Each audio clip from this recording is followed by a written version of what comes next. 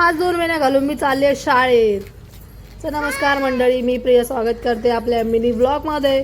आज काय 2 महिने घालून मी चालले मस्त शाळेत ॲडमिशन करायला.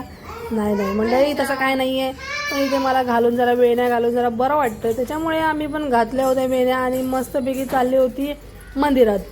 तर तेल जरा पचपच करून नंतर मग जरा 2 वेळा घातल्या तर शाळेची जरा पहिल्याची लहानपणाची आठवण येते. 2 वेळा घालून ते शाळेत जायचं. आता पण असं वाटतं, पण तसं होऊ शकत नाही आहे. असू द्या.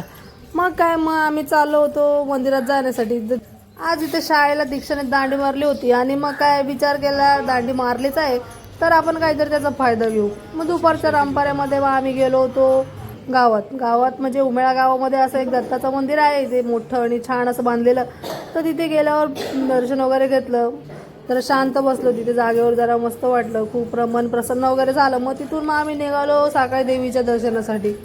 मग तिकडे पण आम्ही टगमग करत आम्ही निघालो.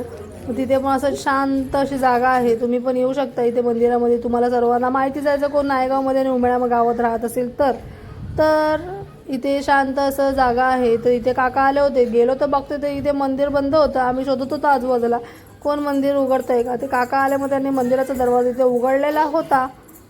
मग दरवाजा उघडल्यानंतर आम्ही देवीचं दर्शन घेतलं. साकाळी देवी माऊलीचं इथे दर्शन घेतल्यानंतर दीक्षाने सुद्धा इथे घंटा वाजवलेली आहे आणि देवीचे दर्शन वगैरे करून पाया वगैरे पडलो, डोकं ठेवलं आणि कसा दिवस चांगला जाऊ दे, असे चांगले दिवस जाऊ दे असं म्हणत आम्ही राऊंड वगैरे मारले आणि मग बाहेर पडलो.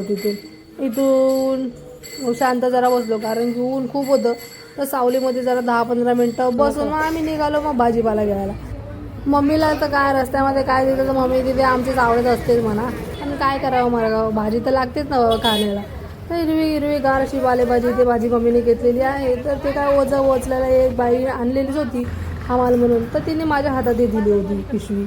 तर भर उन्हात घेऊन चालली होती सामान मी माझ्या घरी.